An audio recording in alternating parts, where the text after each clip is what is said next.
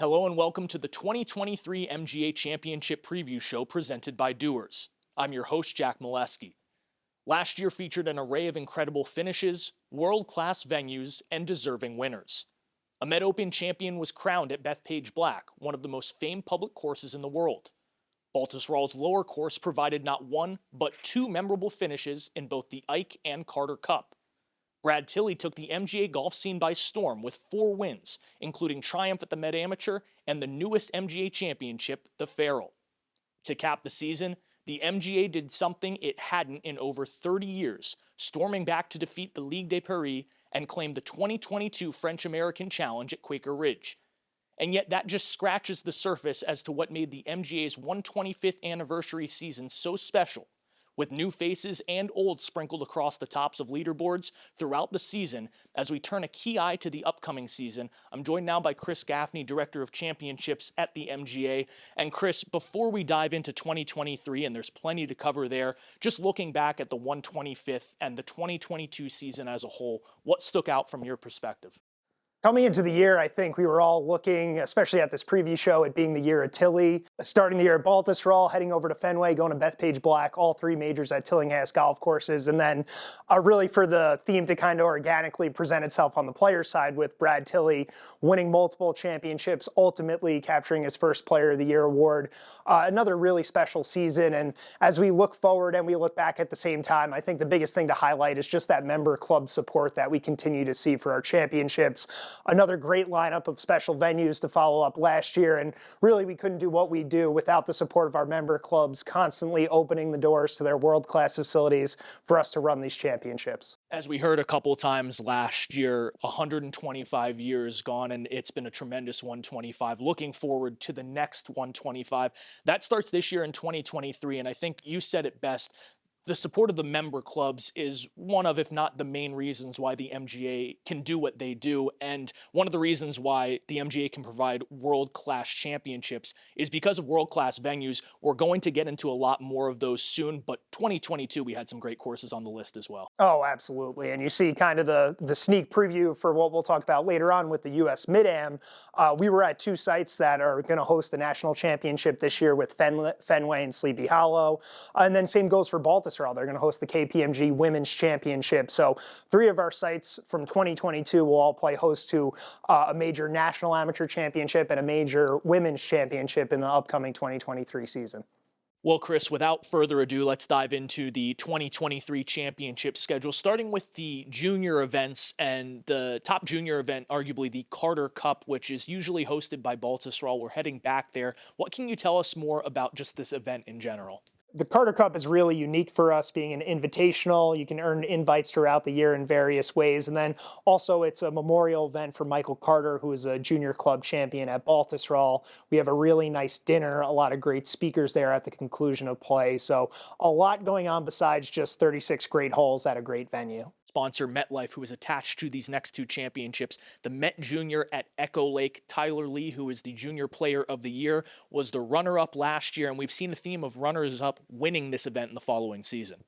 It's been really interesting to see that theme develop. 3 of the last 4 winners had finished runner-up the year prior. Tyler, who's defending Junior Player of the Year, will have the opportunity to do what the others have done and try to win the title after finishing runner-up. So that's an exciting dynamic to the event itself. Echo Lake is going to host their first multi-day MGA championship for the first time since the 1934 Met Open. They're really no stranger to big events, though, having hosted the U.S. Junior Amateur and U.S. Girls Junior in the last 30 years. So we're really excited to be able to bring our premier junior multi-day championship to Echo Lake, let the kids really get after the golf course and have a match play event there for the first time. And the other event on the junior circuit we're always excited about is the MGA Boys Championship. Arjun Kaprahan, who is from New Jersey, and the last 4 winners of this event have been from New Jersey, was the winner last year in a playoff over Liam Pasternak. We head back to the host site on Long Island since 1985 on Shelter Island. It's Gardner's Bay, so another one on the junior slate to just mark your calendars for. And now looking forward to a couple of the women's events we're very excited about. The first one being the Women's Met Amateur at Essex County Country Club. Great event, great venue this year too. Essex County definitely is a hidden gem in the area. It's interesting from an architectural perspective. You really see the the hands-on approach of Seth Rayner, Tillinghast, Banks all throughout the golf course. So a unique experience from that perspective. And the back nine's widely regarded as one of the best in the area, if not the country. And when you look at an 18-hole championship for these players, there's going to be a premium on scoring on the front nine with back-to-back par fives on 7 and 8, and then getting yourself ready for what that back nine entails. Another event we're looking forward to is the Women's Public Links hosted by Sterling Farms Golf Club. Always a great supporter of the MGA. They hosted the Men's Public Links Championship a couple years ago. So also looking forward to the Women's Pub Links at Sterling Farms. Moving on to some of the senior events we're going to see in 2023, and a first-time host in Baiting Hollow takes on the Senior Am, and there's a little bit more intrigue there as well with last year's winner being a member at Baiting Hollow. Absolutely. We have a great history of running qualifiers and one-day events at Baiting Hollow, but we haven't been there for a multi-day championship, somewhat of a theme this year. And as we look forward to being at the golf course, really a beautiful Robert Trent Jones design, a lot of elevation changes from tee to green. So early in the year with the East End winds, it's going to be a really tough test. And then one of the interesting themes coming into the year is Dennis Lynch defending his title at his home club. He actually pulled off the back-to-back victories in 2009, 2010 MGA Mid-Am, so he'll look to do the same thing in the Senior Amateur this year. Moving on to the Senior Open, this is a course that doesn't really need much of an introduction, but Plainfield Country Club once again gets an MGA event. We're excited to have the Senior Open there. Plainfield has hosted virtually every MGA championship. Nice to bring a first-time event to that venue. Donald Ross design, as Jack said, you really don't need to talk much else about the course. Everybody knows Plainfield, knows how great it is. And each year, this Senior Open field, new players come in. It gets stronger and stronger each year. And Frank Esposito, coming off his second title last year, will look to be the first player to win 3 Senior Open titles. So definitely a lot on the line, and really excited to be back at Plainfield. Not a slight when you brush off the course. If anything, the greatest compliment, because we don't have to dive into Plainfield to get people excited about that course. The Senior Masters, the last event we want to cover on the senior preview. North Jersey Country Club, that's a Walter Travis design that we're really excited to showcase. North Jersey's done a lot of work lately, restoring bunkers to the original design, a lot of tree work, taking out trees. They're excited for the championship, and 2022 was a really challenging championship. Only 18 holes, but Siwanoy had a firm and fast golf course, played really tough, and it was really nice to see longtime MGA competitor Tom Yellen win his first individual MGA title there last year. Really excited to see the turnout at North Jersey this year. Well, there are a lot of events that we've already touched on that people might be pretty familiar with. Long Drive Championship hosted both years at the Bethpage Polo Fields. We saw another tremendous day with a lot of long drives, and obviously that is the goal. But what can we look forward to in year 3? I think looking forward to year 3, it's another opportunity to continue to build up this event and see it grow. I think participation continues to increase. The overall talent level at the Long Drive continues to really just blow us away. We spend all season watching top amateurs, top professionals, and it's no surprise those guys hit the ball far. And then you show up at the Bethpage Polo Field, and this year we had a professional lacrosse player come out and hit the ball further than anybody else, win the title. So really a unique event, and then the talent that seems to continue to develop each year is really impressive. A couple other events that we're looking forward to. The Mixed Pinehurst at Watchung Valley. What can you tell us about both course and event? Watchung's a really unique golf course. It's an original Seth Rayner design, so you really see a lot of the template holes out there on the golf course. A lot of fun for the players. Mixed Pinehurst will set up really well out there. Course is just a lot of fun. I think it'll be a really enjoyable event and just a great architectural masterpiece, all the bones of Seth Rayner design there. Golf, a great game to share with family and friends alike, so we wanted to highlight the Father-Son Championship, which will be going to Cherry Valley this year as well. Cherry Valley Club on Long Island in Garden City. It's a Devereaux Emmett design, really one of the top courses in Nassau County. And Father and Son is always highly competitive. We've seen a lot of past MGA Major Champion winners win the Father and Son with their parents. And looking forward to next year, I think Cherry Valley provides a lot of fun opportunities. There's a couple reachable par 5s, a couple reachable par 4s. So with the Pinehurst format alternate shot, there's going to be a lot of risk reward out there. Should set up really nice for a competitive event. And one more championship before we take our first break, but the Men's Public Links goes to Bethpage Red, and on that very same property lies one of the most famed public courses in the entire world, but the Red course is arguably just as good in a lot of ways. The red course is one of my personal favorites. We've run a lot of events there, and I think most Long Island golfers know that this golf course is spectacular. It's as good as any public venue out there in the country, maybe next to the one course that sits right next to it on the black course, but red is a challenging golf course. The first hole starts right next to the 18th of Bethpage Black, and the finish on red is another really tough finish. So 36 holes of stroke play, tough walk. Bethpage Red will be a formidable test, but I think people are going to be blown away by how great that golf course is. Well, when we come back, we talk to a man who is no stranger to formidable tests, and that's Brad Tilley, the 2022 MGA Player of the Year. He'll go into depth on what his 2022 season meant to him and what he's looking forward to in 2023.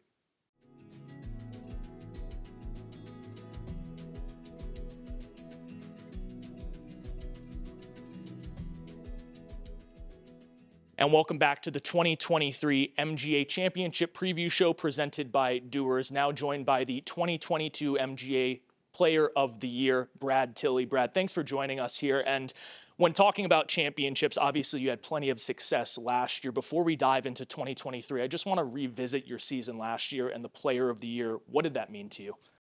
Yeah, obviously it's a huge accomplishment to great names on that list of people that have accomplished that before me, and just really proud to be on that list. It takes so much. I feel like I've played well over so many years, and to finally get on top of that list it's a huge accomplishment, something I'm really proud of. You mentioned it a little bit. It takes so much. What exactly does it take? Can you put it into words what it might take to win an MGA championship?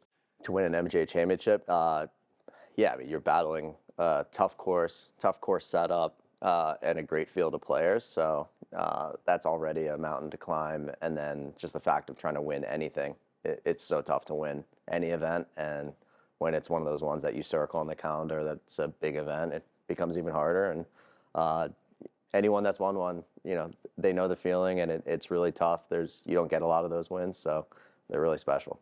One date I know we have circled on our calendars is in early September with the United States Mid-Am, and obviously those are two courses with Sleepy Hollow hosting, but Fenway being the stroke play host that you're very familiar with. How excited are you about that event coming to town? Yeah, it's been on the radar for a while. Once they announced that it was coming there a few years ago, maybe not the official announcement, but we heard about it. It's something that it's a huge opportunity for me. I've obviously had success locally, nationally, in the mid-amateur, been medalist there before, and been pretty deep in the match play. And it's something that it's a lifetime goal to be a USGA champion, as it is to be an MGA champion. And it's a huge opportunity. It's great to be familiar with the courses. Even better that I picked up wins on those courses last season. So I've got a fresh memory of winning there. I know what it feels like to have won there. That's a huge help, and just can't wait for the opportunity. Well, Brad, we thank you for joining us today. Excited to follow along in 2023 and wish you the best of success. And speaking of majors, when we come back, we'll dive deep into the major slate this season. A lot of great venues to unveil coming up after the break.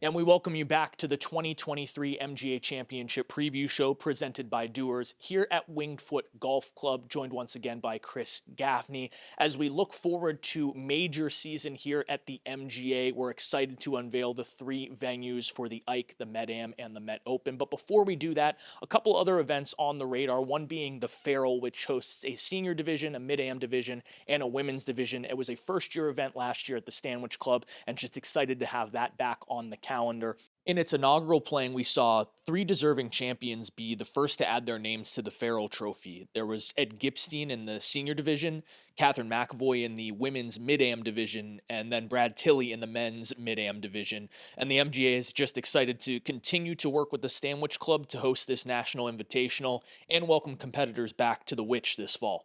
Speaking of Mid-Am events, we're also looking at the Mid-Am in the MGA schedule, and that's headed to a tremendous venue. Chris, do you have more? We've been really fortunate with the Mid-Am lineup, especially in the recent years where we've been at some of the top courses in the country, let alone the Met area, which is a common theme you see throughout the schedule this year. But we're headed back to Country Club of Fairfield. It'll be the first time we've been there since the 2016 Met Amateur. Really nice for us to be able to return there. Course is right by the Long Island Sound. Underwent a recent renovation on the clubhouse, gorgeous, beautiful, big new clubhouse, and the golf course is just so much fun. And if you catch it at the right time with some of the wind blowing, early October conditions firm and fast, it's going to be a really special and challenging venue for the players. And nationally, before we dive into the MGA schedule, the U.S. Mid-Am is coming to Sleepy Hollow and Stroke Play host Fenway, two courses that were highlighted in last year's championship preview show. And with the great Mid-Am play in this area, that's going to be tremendous to watch a lot of players that we see in MGA events, see how they do in the national stage. It's always special when we have a national championship at an MGA member club. And I think the way the U.S. Mid-Am lines up this year, when you look at the players in our area, the venues we're at, you couldn't ask for a more perfect storm. Sleepy Hollow as the primary host, Fenway as the Stroke Play co-host. We have a lot of great Mid-Ams with Mark Costanza, Brad Tilley, our last two players of the year, who have found success in that event and will go to two courses that they've played really well at. So I think not only is it going to be exciting to have it here, but we have a lot of guys who could potentially contend for the title. And there's a lot of intrigue around that event. We'll cover a lot more of that upcoming on our website and social media with the Rolex Road to the Majors, so stay tuned for that. And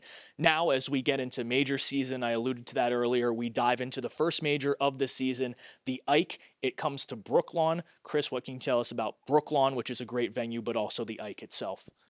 The Ike Championship's a lot of fun to kick off the year. 144 players is what the typical field size is. Much bigger field than the Met-Am, so you see a lot more players competing in it. Stroke play, 18 holes day one. We do a big cut down to 36 the next day. Headed to Brooklawn, who has hosted numerous major championships, USGA championships, and most recently hosted 2021 US Senior Women's Open. Annika Sorenstam won there. Great champions have been identified there, and we're pretty excited to get to this Tillinghast venue. And they have those classic Tillinghast greens that are going to put a premium on ball location on the greens and really your putting ability to survive the Tillinghast greens. The middle major for the MGA is the Met Amateur, and this is the championship preview show. But I think there have been rumblings for a little bit about where this might be hosted. It's finally time for the big reveal. Where are we headed? I think certain venues are a little easier to keep secret than others, but this one has been somewhat a long time coming for many players. We're headed to Friars Head, going to Long Island, right on the water. Again, I've said it a few times today, but no more true than it is for this venue. One of the best courses in not only the Met area, but the country. First major championship we've had there since 2015, and I think the 2015 Ike there was one of the most memorable, with Cameron Young holding off a relative newcomer at the time, Stuart Hagestad. So as we look back at the few events we've had at Friars Head in their short history, just a really impressive list of past champions, and looking forward to the Met-Am weekend. It'll be exciting to see who outlasts the competitions for the 4 days in August. And we just talked to last year's Met-Am champion in Brad Tilley. The last two winners of the event have been Mid-Am, so be excited to see if that trend continues as well. Absolutely, and we had our Mid-Am championship there in the last few years, so the Mid-Ams are going to be a little more familiar with the property than some of the younger players, so wouldn't be too surprised to see some of those guys who have a little bit of that course knowledge really rise to the top throughout the championship. Now we head to the biggest event on the MGA calendar, as you see the trophy sitting between the two of us, the Met Open. Last year it was at Bethpage Black, and that was a championship test with Ryan Siegler coming out on top, but tough conditions in the final day. Bethpage known for its brute strength and its length. This year's venue known much more for what's around and on the greens. It is, and I think you're going to have a similar theme of, like most Met Open venues, you need to drive the ball well, you need to be careful of the rough, but the real stark difference from last year to this year is the green complexes. I think Arcola has really built an impressive reputation in the Met area as having some of the best championship conditioning and really some of the fastest greens you'll ever play on. Bethpage is a much flatter property, doesn't have those same challenges on the green, so I think we're going to see a very different type of player thrive here at Arcola. You hear the rumors about Oakmont having to slow down their greens for championships. Arcola had to do that exact thing for the U.S. Amateur when it hosted last year, so the greens are no joke at this Met Open host in 2023. When we come back, we dive much deeper into the Met Open as we sit down with the director of grounds from Arcola Country Club, Paul Dotti. A lot more on the MGA's Premier Championship on the other side of the break.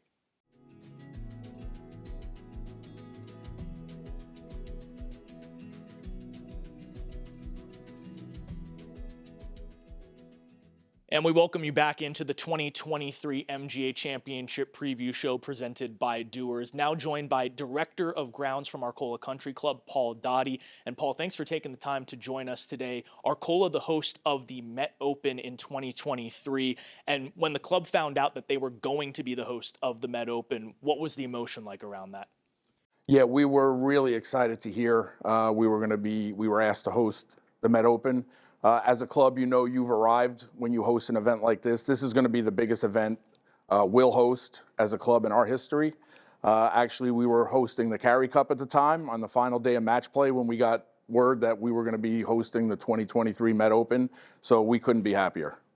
When you talk about Arcola, first thing that I think that comes to everyone's mind is those green speeds that you mentioned. For those that watched on TV, the U.S. Amateur was held there last year with co-host Ridgewood. Yep. But looking at Arcola's greens, I think you slowed them down even a little bit for that tournament. Are they going to be back up to speed for the Met Open, or how are they going to look? Yeah, I think that was a big thing. The USGA made it pretty clear that they didn't want them what our members play at, so 13 was the number they wanted. And believe it or not, we were having some trouble in the beginning of the week to get them to 13 for us. But we're expecting this year we're going to be able to be on top of them, and I think the players are going to get them at their capacity. So we're excited. Met Open is a true championship test. Arcola that as well. When you look at the course, where are a couple stretches or a couple holes that you think the tournament might be won or lost? Yeah, I think 17 and 18 are going to be the big ones. They have some teeth to them, par 4 finishing holes, 500 yards, 450, well bunkered. So I think 17, 18, if you're in contention, you may have to, take some chances on those holes. And again, we're going to try to have the rough up. So, the guy who drives it the best and putts the best, I think is going to be the winner. Well, Arcola, a true championship test of golf, and that will be tested for the Met Open coming in August this year. Paul Dotti, Director of Grounds, we thank you very much for joining us. And on the flip side, we'll close out the show with a special announcement. The Carey Cup in the Met area this year. Find out where right after the break.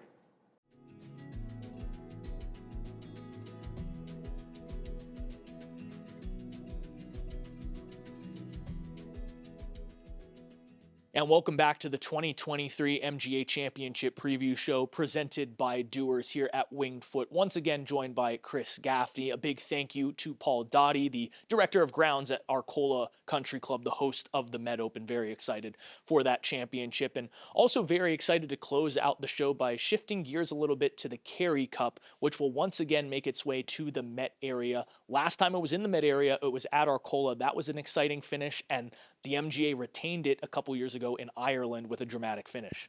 In Ireland, really was dramatic finish. You had Marcus Danza win his last 2 holes to tie his match and then have the MGA ultimately retain the cup. And as we're looking forward to this year, I think more and more you just see it marked on people's calendars as they hope to be able to make the team, be a part of the Carey Cup.